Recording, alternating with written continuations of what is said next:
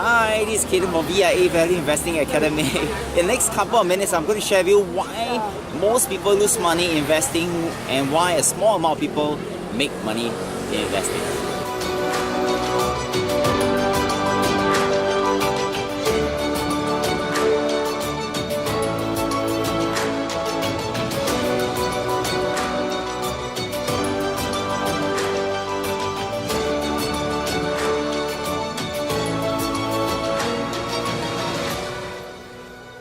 So I'm standing right in the entrance of this place called Tang, which is right in the middle of the city of Kaohsiung, Taiwan.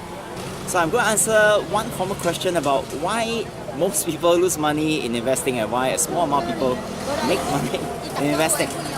So in order for us to make sure that we do well in investing, we first have to understand the difference between two types of assets.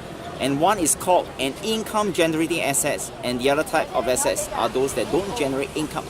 So let me give an example of assets that produce income.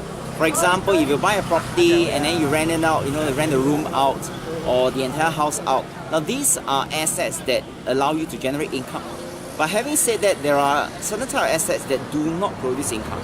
For example, if you buy a block of gold, you buy a bottle of wine, if you collect a painting, all these are assets that don't produce income.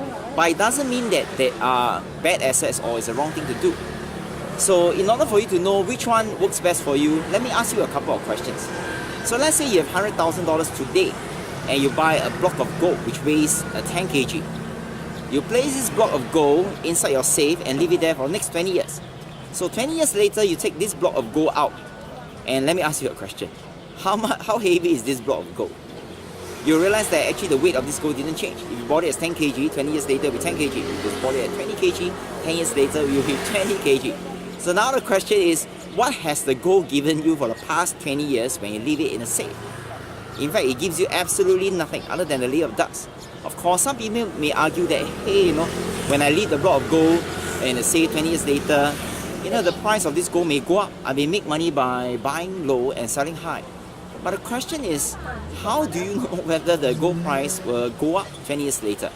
So the only way to know is 20 years later, which is pretty dangerous, isn't it? Because if 20 years later the gold price didn't go up, in fact, you're just wasting 20 years of time and you're wasting money because there is opportunity cost to it.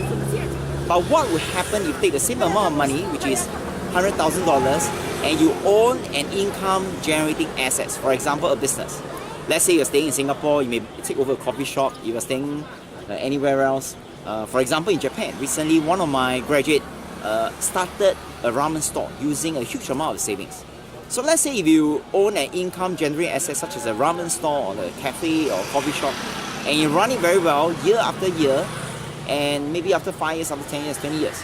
Now you realize if you run it well, there's a high chance that one of your coffee shop, one your cafe, or one your ramen store may become 2, and this 2 may become 3, 3 may become 4.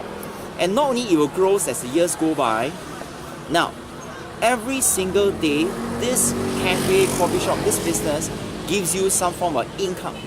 And this kind of assets are known as income generating assets. So let's go back to the fundamental question. If you have $100,000 today, what kind of assets do you invest in?